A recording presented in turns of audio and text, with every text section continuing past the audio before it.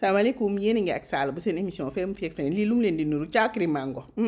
toog leen xool recette bi ba ci fin bi vous allez être ébahis lu neex laa leen di tegal ma jël sama mango dagg ko mixé ko mu nekk pulpe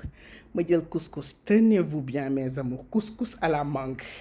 ñu jël mangue pulpe de mangue bi sotti ci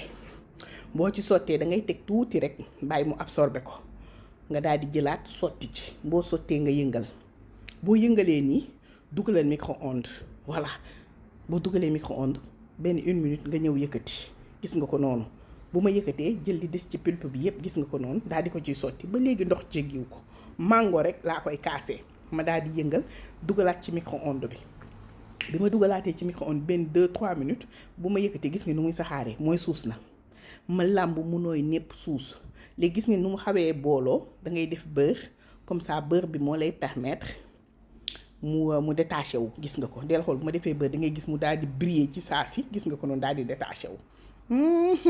suñu caakri couscous pare na de ñu ñëw def raisin def sucre vanille laal tuuti muscade mënta ñàkk ku mu neex mën nga si def fleur d'orange mettez ce que vous voulez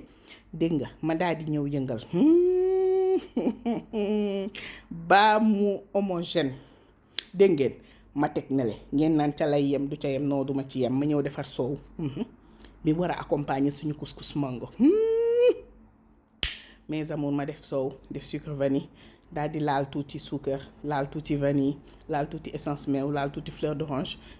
jëluma ko laal ci tuuti pulpe de mangue def sama lait concentré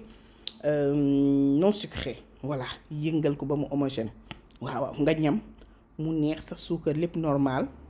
gis ngeen ni rajouté nañ ci touche mango bi ma ñëw jël mango bi desoon dagg ko en dés jël genn wàll bi sotti ko ci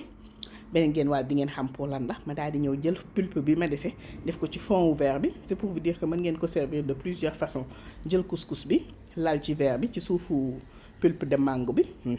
daal di soog a jël soow bi def ci verre bi voilà gis nga ko ñaari liquide yi ñooy nekk ci diggante bi bu ko defee nag nga daal di ñëw décorer ko ak mango ci kaw di boo ko jox dessert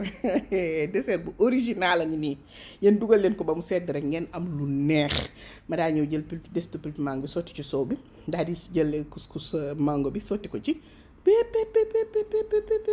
mënul ñàkk sama diggante ak yéen ma serviral leen ko tamit ci beneen verre gis ngeen ko noonu sotti ci pulpe de mangue